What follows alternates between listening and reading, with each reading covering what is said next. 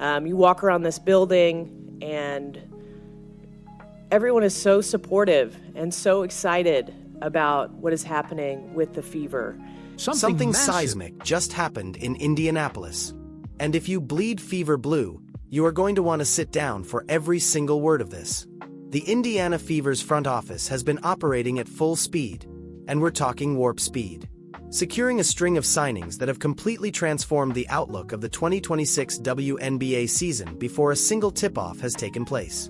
This isn't guesswork. This isn't locker room whispers. The GM just made it official. And what's being constructed around Caitlin Clark and Aaliyah Boston right now?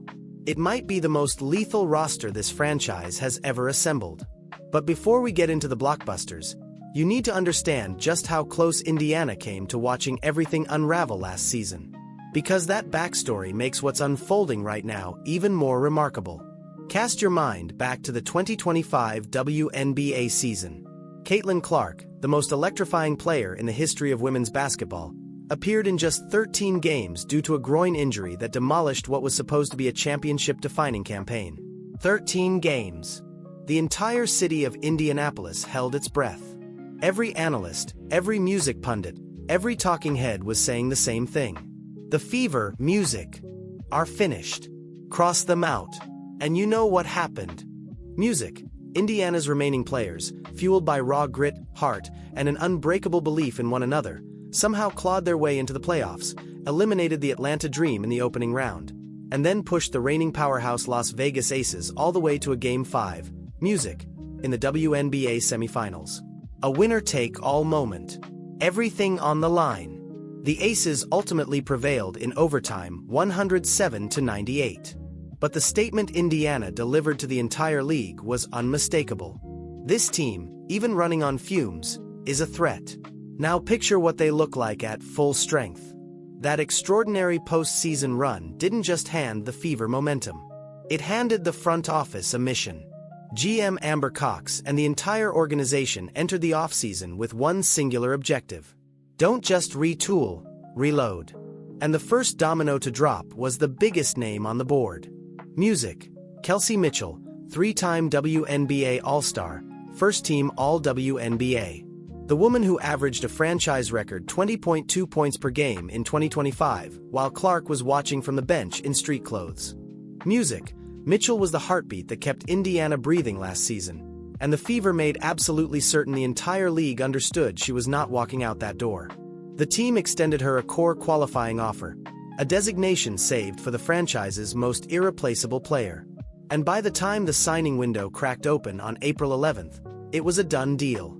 Mitchell locked in on a one-year Supermax contract worth $1.4 million, becoming the highest-paid player in Indiana Fever history. For context, under the new WNBA collective bargaining agreement, the salary cap climbed to $7 million. The Supermax sits at 20% of that figure. Mitchell is collecting every single cent of it. GM Cox made the announcement. She did not hold back. Mitchell has been a foundational pillar of this franchise for nearly a decade. Bringing her back was the organization's absolute #1 priority. And just in case anyone had any lingering doubts, Caitlin Clark had already declared it on national television.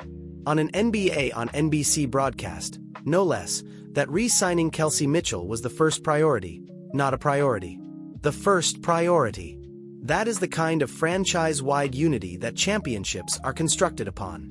But the Fever were nowhere near finished. The ink on Mitchell's deal had barely had time to dry when the next piece snapped into place. Lexi Hull, the 26-year-old guard who has evolved into one of the most cherished figures in Indiana basketball, was coming home. Now, technically, Hull was a restricted free agent, which meant the Fever held the right to match any offer sheet she received from a rival team. But there was never genuinely any suspense about whether she'd return. She purchased a home in Indianapolis. She launched a beauty brand just days before free agency swung open. She's engaged to be married. Her ties to this city run deep. And when the signing window officially opened Saturday morning, Lexi Hull did not make some low-key, understated post. She and Caitlin Clark were together in Augusta, Georgia at the Masters. Yes, that Masters, watching the golf tournament like two best friends soaking up a weekend. and Hull dropped a TikTok video confirming she was back. The moment was flawless. It was fun. It was genuine. And it captured exactly the kind of bond this team carries. Hull averaged 7.2 points, 4.3 rebounds, and 1.8 assists last season. Her three-point percentage hovered right around 36.7%. But the raw statistics don't paint the full picture with Hull. She is a defensive anchor, music, a relentless competitor, a voice in the locker room. She started 30 games, and her minutes climbed from under 20 per game to 27 per game in her first complete season under head coach Stephanie White. The team's COO made the organization's feelings crystal clear. Hull represents the soul of this franchise, and her playoff performance last season sealed it. The team was overjoyed. The fan base was overjoyed. And Caitlin Clark, watching it all play out from Augusta, had one more move left up her sleeve. Music. Right there in the comments section of that TikTok video, Clark tagged Sophie Cunningham and dropped 4 words. "Hey, music. What's up, Wide?" 4 words that sent the entire WNBA corner of the internet into a spiral. Because if you know anything at all about Indiana Fever culture, you know about Trace Letches. That's the nickname fans gave to the trio of Clark, Hull, and Cunningham, a combination that became one of the most entertaining, chemistry-soaked units in the entire league. Clark wants Cunningham back. Music. She made it known publicly. Playfully, but publicly. And that carries more weight than people give it credit for, because what is happening in Indiana right now is not simply a front office assembling a roster. It is a superstar actively sculpting the team around herself. Clark reportedly flagged re-signing Mitchell as the top priority. Clark was the one in the TikTok alongside Hull. Clark is the one calling out to Cunningham across social media. She isn't just the face of this franchise. She might be running the show. And that level of investment from your best player, that is exactly how you lay the foundation of a dynasty. Now, while the Clark-Cunningham will-they-won't-they saga keeps everyone on the edge of their seats, the Fever front office didn't sit around waiting. They went out and landed a veteran big who directly addresses one of Indiana's most obvious roster vulnerabilities. Enter Monique Billings. The 8-year WNBA veteran, drafted 15th overall back in 2018 by the Atlanta Dream, became the first unrestricted free agent to put pen to paper with Indiana this offseason. Billings spent last season with the Golden State Valkyries after being selected by them in the expansion draft. And she delivered. She appeared in 26 games, averaged 7.3 points and 4.5 rebounds, and knocked down nearly 48% of her field goal attempts. She's a player who can operate at power forward or shift over to center, which hands head coach Stephanie White exactly the kind of front-court versatility she was missing last year. Most critically, Billings already knows the people she'll be sharing the floor with.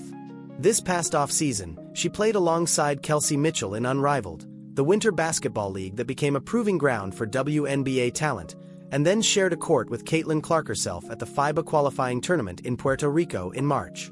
When Billings spoke publicly about why she chose Indiana, she kept it straightforward. 3 things: the vision, the culture, and the fit. She said she cannot wait to have fun playing alongside Clark. And given that she already has an established connection with Mitchell and Clark from their time together internationally, the adjustment should be seamless. Aaliyah Boston now has genuine, experienced reinforcement in the frontcourt.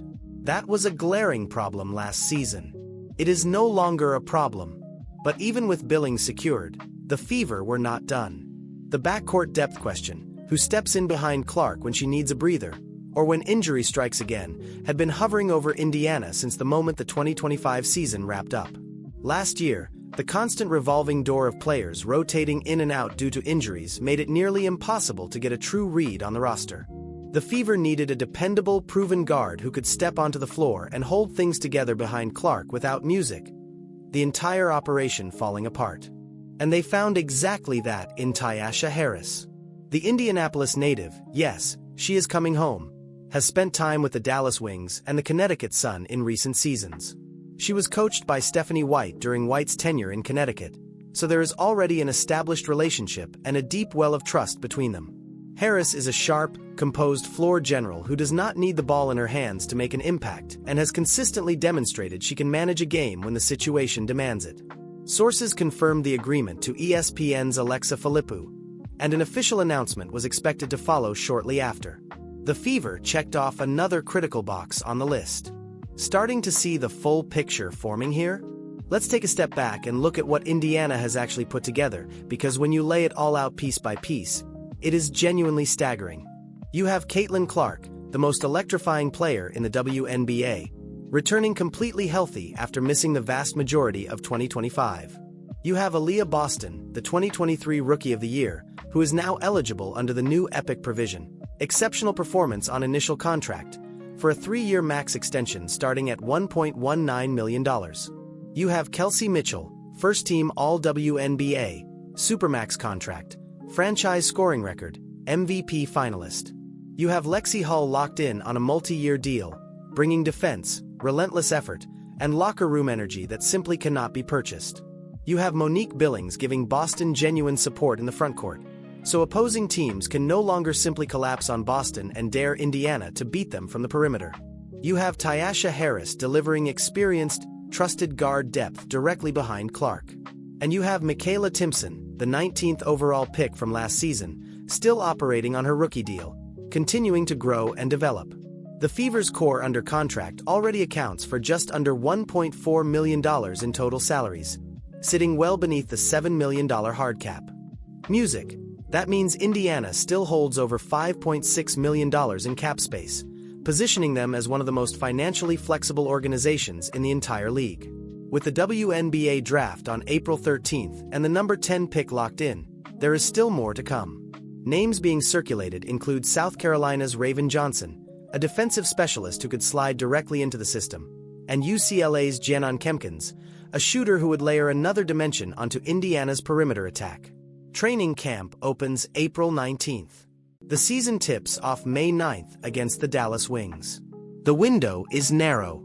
The ambition is enormous. Here is where things get genuinely fascinating and a little spicy, because there is a broader conversation building around this Fever roster. Music that nobody in the national media wants to fully confront. Multiple analysts have floated the notion that Indiana should blow it up rather than run it back. The argument goes something like this. Aaliyah Boston doesn't have sufficient frontcourt support, the roster skews too heavily toward guards, and if the Fever are genuinely serious about a championship run, they may need a different kind of second star rather than the pure scorer archetype that Mitchell represents. It is a fair debate, but here is the counter-argument, and it is a powerful one. The Fever reached the WNBA semifinals without Clark. Without Clark. If you plug a fully healthy, fully locked-in Caitlin Clark into a team that already nearly reached the finals, the ceiling on this group becomes absolutely terrifying. The Minnesota Lynx are the early favorites. The Las Vegas Aces, as defending champions, are right behind them. The New York Liberty are not going anywhere quietly. But Indiana, according to current championship odds, is sitting 4th overall. And given everything that has transpired in the last 48 hours, there are people who believe that number is about to shift. There is one more thread here that demands genuine attention, and it is something the mainstream coverage keeps breezing right past. Music. The question of whether Sophie Cunningham comes back. Clark called her out publicly. Music. Cunningham has a deeply rooted connection with this team and this fan base. She was a cornerstone of the Trace Letch's identity. But the Fever still have to navigate the realities of the salary cap. And with Mitchell locked in at the Supermax and Hull secured on a multi-year deal, the financial arithmetic has to add up. Cunningham is an unrestricted free agent, meaning she has complete freedom to sign with any team she chooses. Music. Other organizations are fully aware of her value. Teams hunting to add shooting and toughness to a contending roster will absolutely be making phone calls. The Fever want her back. Clark made that undeniably clear. But wanting her back and actually getting her back are two entirely different conversations. And that subplot is going to consume Indiana Fever coverage right up until the moment she either signs or walks. If she returns, this roster transforms from dangerous to historically loaded. If she doesn't, Indiana will need to source that energy, that toughness, and that shooting from somewhere else in free agency or through the draft. And this is where something understated but deeply meaningful deserves recognition. The manner in which Amber Cox has operated this offseason is a masterclass in deliberate prioritization. She understood the sequence perfectly. Mitchell first. Lock in the scoring cornerstone. Send a clear message about the franchise's ambitions. Hull next. Preserve the culture.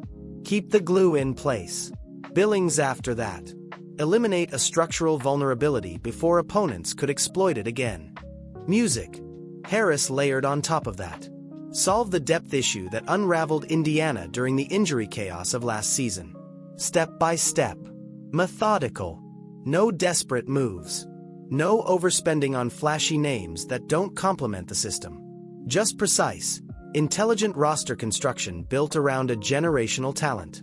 Cox's public statement at the time of Mitchell's signing wasn't simply a compliment. It was a declaration of intent. For nearly a decade, Kelsey has been the bedrock of this franchise. Securing her return was the highest priority. That is a GM who has complete clarity on what she is building and exactly why she is building it. And when your GM, your head coach, and your franchise superstar are all perfectly aligned on vision, culture, and priorities, that is not just a winning team. That is a program. Let's also take a moment to talk about what all of this means for the broader league. Because the Indiana Fever ascending into powerhouse status is not simply a basketball story. The Fever, particularly since Caitlin Clark arrived, have completely transformed WNBA viewership numbers, merchandise revenue, and cultural relevance in ways that felt almost unthinkable just 2 years ago. Music, sold-out arenas, record-breaking ratings, a genuine national conversation surrounding women's basketball that has never existed at this magnitude before. And now, with Clark healthy and surrounded by the most formidable supporting cast she has ever had, the stakes in 2026 are going to be absolutely astronomical. Every single game Indiana plays is going to be must-see television. Every matchup against the Lynx, the Aces, the Liberty, those are going to feel like marquee events, not just regular season contests. The WNBA is entering what many consider to be its most competitive, most watched, and most commercially significant era in the history of the sport. And the Indiana Fever, with what they are assembling right now, are positioned to stand directly at the center of all of it. There is one final thread in this story that almost nobody,